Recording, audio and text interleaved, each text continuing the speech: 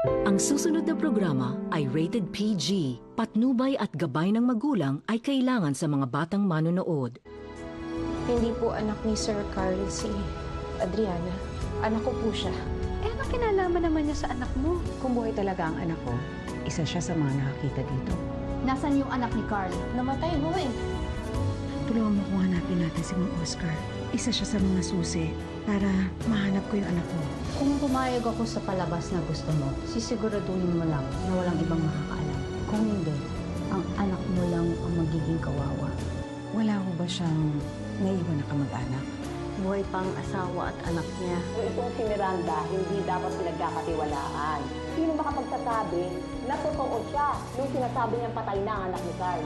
Baka alam ng babaeng yan kung buhay man o hindi ang anak mo. Alam niyo ba kung saan sila nakatira? Ikaw nga pala ang reyna ng pekeng ganda. Hindi lahat ng tao may karapatan maging katulad ko. Isang glamorosa. Bakit unconscious pa rin siya hanggang ngayon? If there is anything that we can be thankful for in this situation, it's that baka bumalik ang mga alaala niya. Is there something that you want to talk to me about? The days of death anniversary of my mom, and I'm sure you forgot. Hindi naman kami talaga nag-oopera sa mga nag-antidepressants. Medyo may side effects ng konti. Kayang-kaya ko yun. Well then, pumunta ka kay Natalia Herrera, pero tandaan mo ang sinabi ko tungkol sa antidepressants. And it says here, you're not taking any medication at the moment. No, not at all, Doc. Sige, as soon as ma-clear lahat ng test mo, schedule ko yung operation.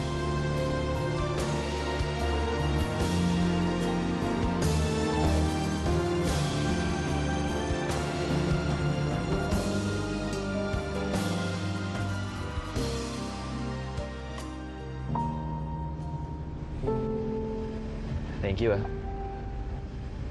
sa pagsama sa akin sa puntod ni Mommy. You know what I miss most about my mom? Is her infectious laugh. Yung tipong tawa na mapapatawa ka rin kahit hindi mo alam kung ano yung nakakatawa. Siguro ang bait ng mom. Just like me then. I miss her so much. Kaya hindi ko mapapatawad si Daddy. Dahil sa pambubugbog niya kay Mommy. Ayun. Kaya siya nagpakamatay. Stefano, huwag ka na mag-alala. Dahil I'm sure, kung nasan man siya ngayon, binabantayan ka niya.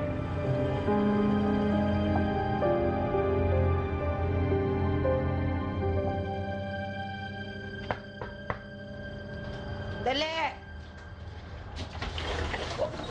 Yung pintong to, kailangan natin gawa. Ikaw ba si Miranda Evangelista? Bakit ba napakarami naghahanap sa akin ngayon? Oo, ako nga. Anong kailangan mo? Kasamahan ko dati si Oscar sa trabaho. Eh, mangyayari, yung dati naming amo, si Ma'am Natalia, ipinahanap ka. Si Doktora Natalia Herrera?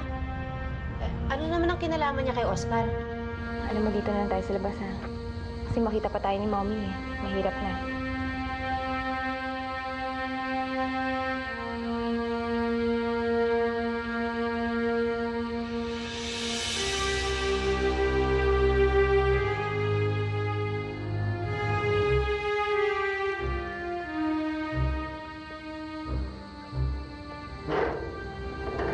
Wala ka talagang delikatesa. Tatay mo nakaratay sa ospital, hindi ka nagbantay sa kanya, tapos nakikipaglandian ka dyan sa lalaking yan. Sinamahan lang naman ako Hindi ni kita Adriana. kinakausap. Umuwi ka na.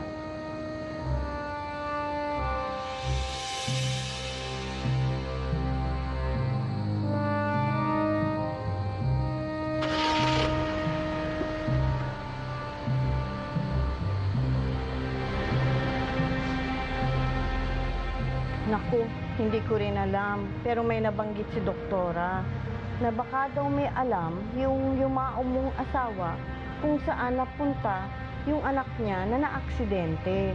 Hindi ko rin alam ang buong kwento. Sa kanya mo na lang itanong. napulot ko to na may katabing swerte. Bakit ganyan ang mukha niya? Napakapangit! Baka naman puro kamalasan ng dala nitong batang to sa ate. Bakit marami kang pera? Yan ang dalang swerte ni Giselle. Miranda, ano, payag ka na makipagkita kay Doktora Natalia? Oo. Akin ang number mo. Ibibigay ko kay Doktora. Akin na. Pinahiya mo si Stefano, ma. Hindi mo nga alam kung ano yung pinagdadaanan ng tao eh. Hindi mo pa hinayaang magpaliwanag. Makasama mong tao.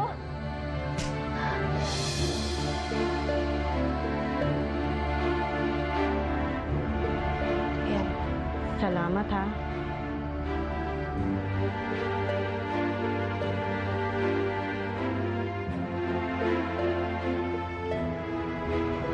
Si Doktora Natalia ang ina ni Giselle. Ako ang magulang. Ako ang sinuway mo. Tapos aarte-arte ka ng ganyan?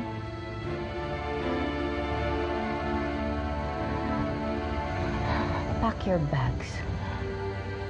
Padadala kita sa Canada.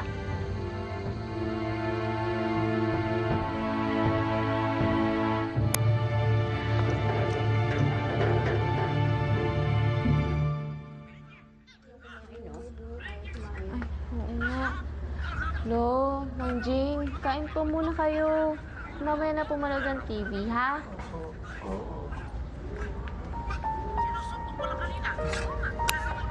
Kaya ko naman yan, nak eh. Sila, baka hindi nila kaya. Tara.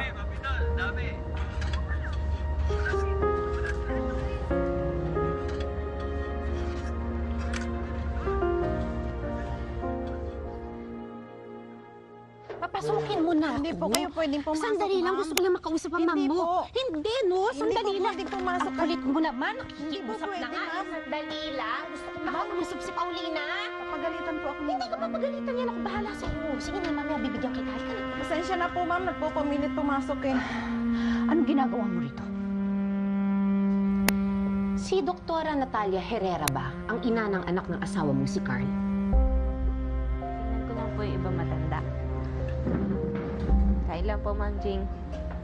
Giselle, Oh, Calvin. Nandito ka pala. ayain sana kita mamaya. Saan? Sa ospital. Di ba gusto mong makita si Kuya Carl?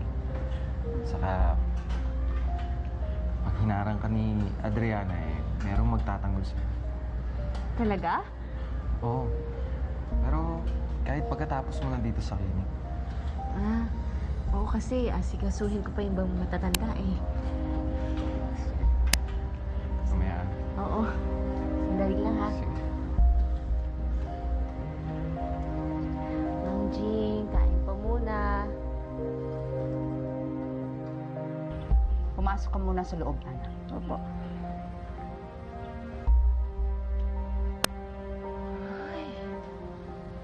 Siya nga. Kaya pala ayaw mong lumabas ang katotohanan. Dahil ang karibal mong doktora, ang ina ng anak ng asawa mo. So, ibig sabihin, nagkaroon talaga ng relasyon si Doktora Natalia at si Carl. Tignan mo nga naman, ano? Kayong mga mayayaman, wala kayong pinagkaiba sa aming mahihirap.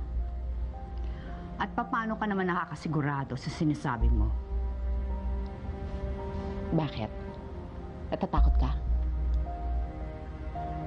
Hindi na mahalaga yun.